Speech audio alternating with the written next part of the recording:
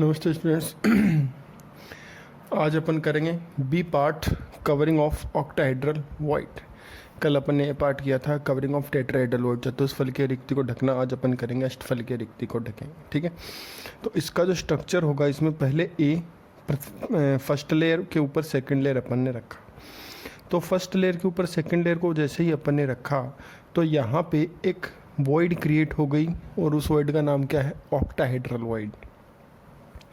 अब इस octahedral void को अपन कवर करेंगे थर्ड लेयर से। तो थर्ड लेयर जैसे ही अपन इस पर कवर करेंगे तो थर्ड लेयर जो है वो ए और बी, ये जो सेकंड लेयर है, फर्स्ट और सेकंड लेयर है, इनसे डिफरेंट आएगी, अलग अलग आएगी। तो थर्ड लेयर को अपन ने क्या नाम दे दिया? सी। थर्ड लेयर को अपन ने क्या नाम दे दिया? सी।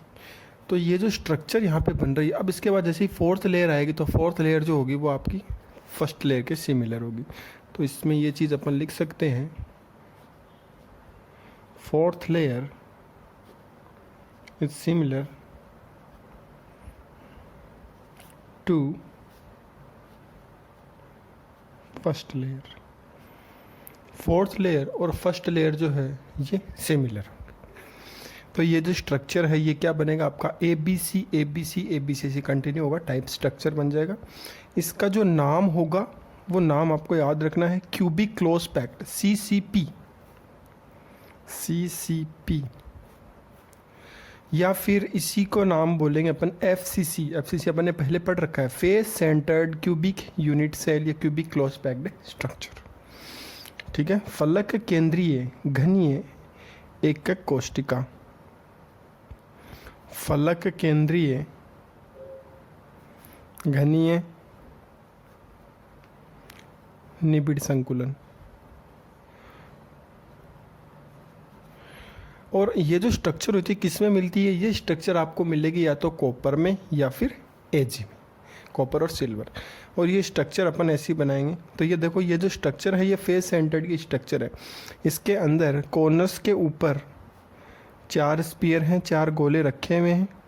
फेस सेंटर्ड में क्या होता है? कॉर्नर पे तो होता ही है, बट जो आपका क्यूब होता है उसका जो फेस होता है उस फेस के ऊपर भी आपको, फेस का जो सेंटर होता है, सॉरी, फेस के सेंटर के ऊपर भी आपको जो क्यूब है, जो कॉन्स्टिट्यूएंट पार्टिकल है, जो स्पीयर है, वो आपको यहाँ पे देखने को मिलेगा। तो यही इसका स्ट्रक्चर होता है। ठीक है, तो ये इतना आपको याद रखना है, करना है। इसके बाद में अपना नेक्स्ट हेडिंग है packing efficiency.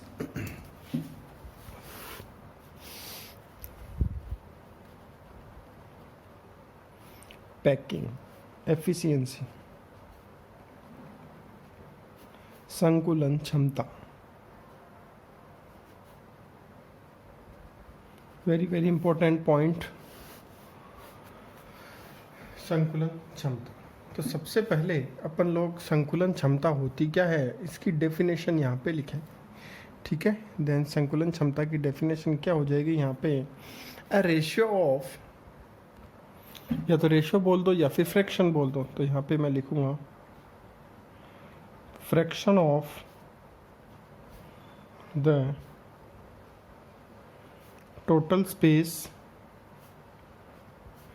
of a crystal occupied by the constituent particle is called packing efficiency of the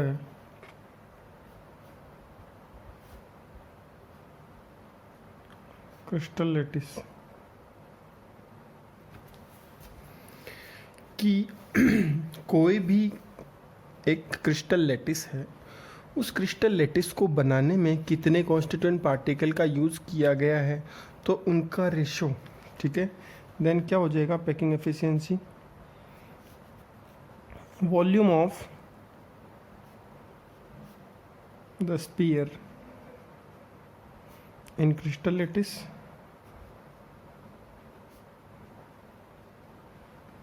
कि क्रिस्टल लैटिस के अंदर कितने स्पीयर अपन लोगों ने काम में लिए हैं, उनका वॉल्यूम। समझ रहे हैं यहाँ पे? जितने स्पीयर जितने कॉन्स्टिट्यूएंट पार्टिकल क्रिस्टल लैटिस में अपन ने यूज किए हैं उनका volume upon total volume of crystal lattice, और जो टोटल जो वॉल्यूम है क्रिस्टल लैटिस का वो, और अगर परसेंटेज में अपन देखना चाहें then we can multiply by 100। ये होता है आपका पैकिंग एफिशिएंसी का फॉर्मूला। ठीक है, इसको हिंदी में लिखेंगे अपन संकुलन क्षमता। तो देखो हिंदी मीडियम वाले स्टूडेंट देखेंगे, किसी क्रिस्टल जालक की संकुलन क्षमता कुल उपलब्ध स्थान का वह प्रतिशत है जो अवयवी कणों द्वारा भरा जाता है। कि कोई क्रिस्टल जालक है आपके पास, उसके अंदर कितने अवयवी कण उपस्थित हैं उनकी क्षमता, उसी को अपन संकुलन क्षमता बोलते हैं। संकुलन क्षमता बराबर परमाणुओं का कुल आयतन, कुल कितने परमाणु हैं, बटा क्रिस्टल जालक का कुल आयतन, कुल कितना आ सकता है, इनटू 100। ये है आपका संकुलन क्षमता का परिभाषा, उसका सूत्र। तो जनरली क्या होती है संकुलन क्षमता, अब साधारण भाषा में समझो तो आपकी क्लास है, क्लास की मान लो टोटल स्ट्रेंथ है 100, कैपेसिटी अपन लिख देंगे, कैपेसिटी है, क्लास की कैपेसिटी कितनी है 100, और क्लास में अवेलेबल स्टूडेंट कितने हैं, मान लो आज क्लास में अवेलेबल जो स्टूडेंट हैं वो कितने हैं, 50। तो आपकी क्लास की पैकिंग एफिशिएंसी क्या आ जाएगी भाई, मतलब क्लास में कितनी पैकिंग हुई है। भाई बच्चे जैसे बैठते हैं तो पैकिंग ही तो होता है, तो क्लास की पैकिंग एफिशिएंसी आप क्या बताओगे, कुल आज अवेलेबल है 50 बच्चे, टोटल है स्ट्रेंथ 100 की, मल्टीप्लाई बाई 100, परसेंटेज में अगर करना चाहो क्या आएगा, 1/2 गुणा 100 कितना 50%। इसका मतलब क्लास में कितने स्टूडेंट अवेलेबल हैं, 50%, 50%। तो ये मैं जो आपको पैकिंग एफिशिएंसी का जो पॉइंट समझाना चाहता हूँ, क्या वो समझ में आया आपको। ठीक है, तो ये जस्ट एज एग्जांपल मैंने आपको यहाँ पे बताया है। तो ये होती है पैकिंग एफिशिएंसी, कि पैकिंग आपको करनी है, उसमें आपने कितनी पैकिंग की है। ठीक है, जैसे क्लास की पैकिंग जो टोटल कैपेसिटी थी वो 100 की थी, बट स्टूडेंट आप 50 ही आए, तो क्लास की एफिशिएंसी आज कितनी है, 50%। कल मान लो 100 के 100 आ गए तो कितनी हो गई, 100%। उससे अगले दिन मान लो 25 ही आई तो कितना हो जाएगा, 25%। आए ना पॉइंट समझ में सभी को। तो अब अपन करेंगे, अब अपन पैकिंग एफिशिएंसी जो है वो अलग अलग क्रिस्टल लैटिस के लिए देखेंगे। तो सबसे पहले पैकिंग एफिशिएंसी इन FCC, HCP, CCP, तीनों की पैकिंग एफिशिएंसी एक ही होगी। FCC मैंने आपको कल भी लिखा था, face centred cubic crystal lattice.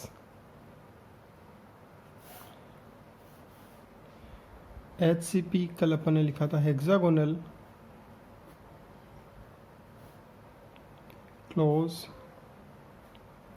Packed. Cubic इसकी जगह पे आप क्लोज पैक्ड भी लिख सकते हो। CCP भी लिखा था कल अपन ने, क्यूबिक क्लोज पैक्ड।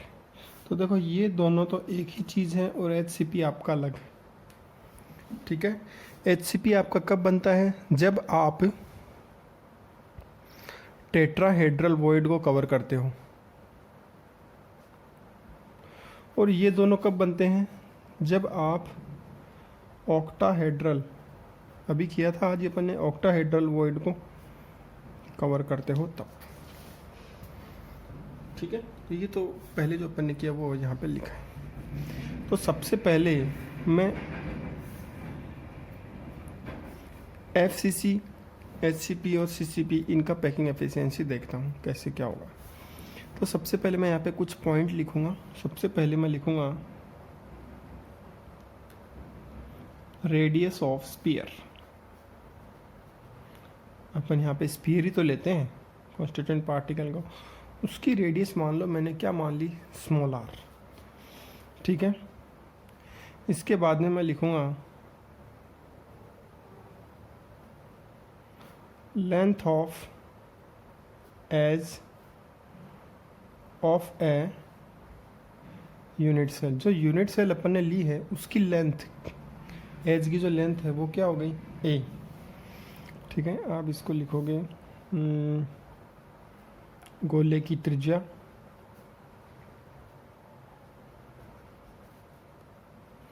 एक कोष्टिका के एज होता है किनारा, किनारे की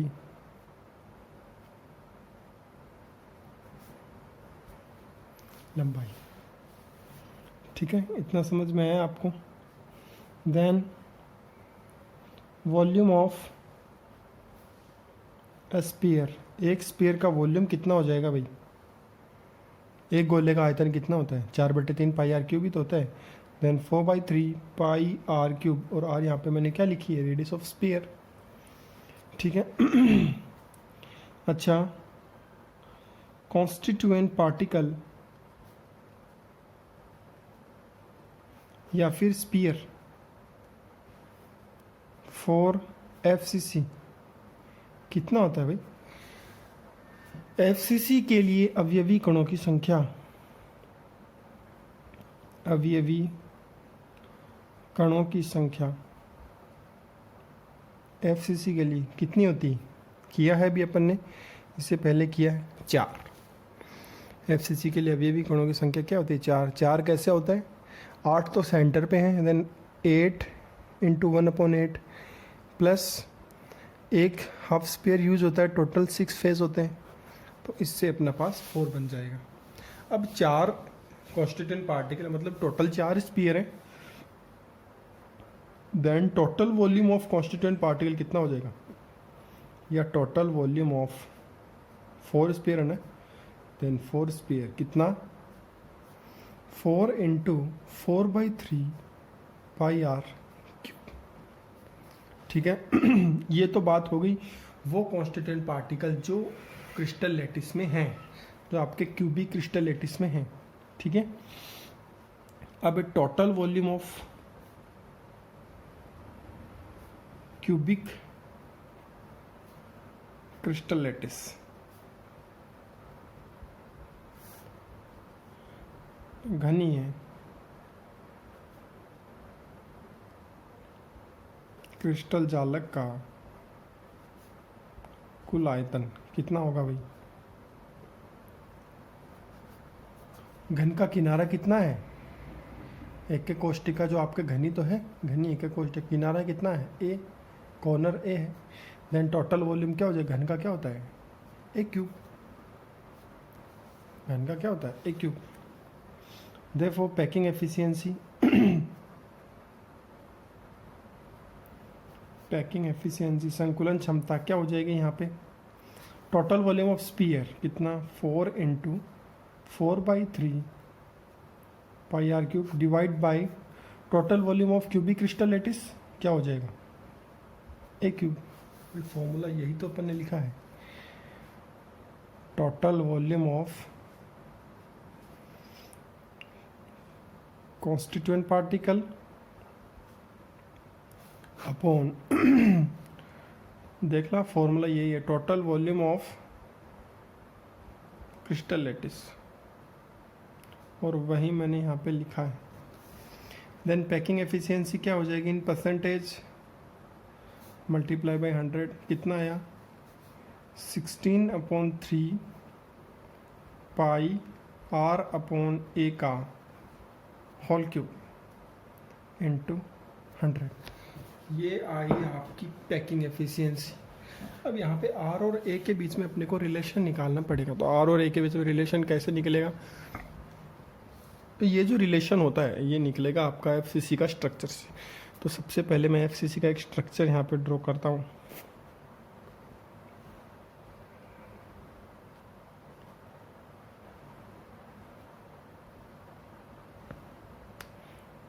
सबसे पहले अपन क्यूब बनाएंगे, क्योंकि अपन लोग घनी एक कोष्ठिका की बात कर रहे हैं और इसके फेस के ऊपर भी होता है। तो मैं कोई भी एक फेस ही ले लूँगा यहाँ पे। तो यहाँ पे मैंने एक घन बना दिया, सॉरी गोला बना दिया। इसके बाद में मैं और गोला यहाँ पे ड्रॉ करूँगा और ये एक गोला और मैंने यहाँ पे ड्रॉ किया है।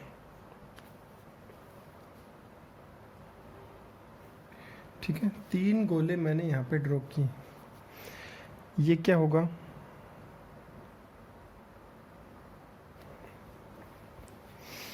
अच्छा ये यहाँ से लेके यहाँ तक का डिस्टेंस क्या हो जाएगा आपके पास, क्या हो जाएगा, रेडियस ऑफ स्फीयर कितना, r। ये यहाँ से लेके यहाँ तक का फिर से r, और ये क्या हो जाएगा, ये r, ये r, तो ये भी r है, ये भी r है। हो गया। एज अपन ने यहाँ पे बोला है a है, मतलब ये जो लेंथ है, ये लेंथ क्या है, a, और ये जो लेंथ है ये भी एज ही तो है, तो ये भी क्या हो गई, a। तो एक ये लेंथ मैंने ले लिया, ये लेंथ ले ली, और एक ये पॉइंट मैंने यहाँ पे ले लिया, विकर्ण डायगोनल यहाँ पे मैंने ले लिया। ठीक है, तो डायगोनल इज इक्वल्स टू विकर्ण बराबर क्या हो जाएगा, फॉर्मूला पाइथागोरस प्रमेय आप लगाओगे। देन पाइथागोरस प्रमेय कर्ण बराबर क्या होता है, आधार स्क्वायर प्लस लंब स्क्वायर। ठीक है, देन क्या हो जाएगा, अंडर रूट, और दोनों ही ए हैं, देन ए स्क्वायर ए स्क्वायर ए स्क्वायर ए स्क्वायर, तभी तो ये आएगा। और विकर्ण इक्वल्स टू क्या होगा, देखो आर आर आर आर कितना हो गया, 4r इज इक्वल्स टू, ये क्या हो जाएगा, 2a स्क्वायर। इसको आप जब सोल्व करोगे तो क्या हो जाएगा, 4r is equals to under root 2a, then a is equals to यहाँ पे क्या आ गया, 2 root 2r। a is equals to यहाँ पे क्या आ गया, 2 रूट 2r। आप चाहो तो इसकी मार्किंग कर सकते हो, वैसे ए बी सी पॉइंट बना के लिख सकते हो। तो ये वैल्यू यहाँ पे आई, इसको मैंने दिया equation number first. Put value in equation first. A की ये जो वैल्यू है ये अपन इक्वेशन फर्स्ट में पुट करेंगे। देन इक्वेशन फर्स्ट क्या है अपने पास में, देन पैकिंग एफिशिएंसी संकुलन क्षमता बराबर क्या है, 16/3 पाई r अपॉन ए, r अपॉन ए का क्यूब। तो a की वैल्यू मेरे पास यहाँ पे है, तो मैं पहले लिखा r अपॉन ए। a की वैल्यू क्या आई, 2 रूट 2r, 2 रूट 2r। ठीक है, देन r से r कैंसिल, इसका क्यूब चल रहा है यहाँ पे। देन पैकिंग एफिशिएंसी क्या है, 16/3 पाई इंटू ये कितना आया, 1/, इसको आप सॉल्व करो कितना आएगा,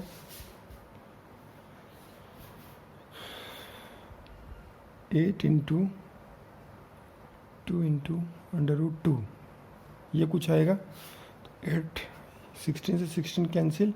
देन क्या वैल्यू है यहाँ पे, पाई का value 22/7 into upon 3 into 1 point, under root 2 का मान कितना होता है, 1.414 होता है ना, 1.414।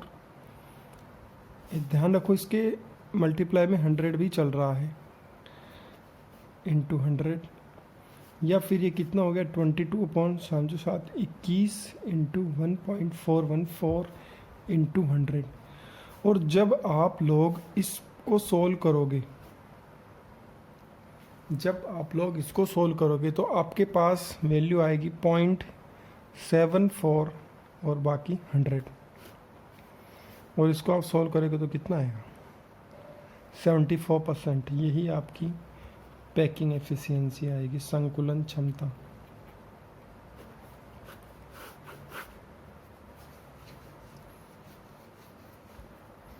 ठीक है। ये हाँ, यह आपकी पैकिंग एफिशिएंसी, संकुलन क्षमता। मतलब जो एफसीसी होता है उसकी जो संकुलन क्षमता होती है, उसकी जो पैकिंग एफिशिएंसी होती है वो 74% आएगी। मतलब कॉन्स्टिट्यूएंट पार्टिकल जो हैं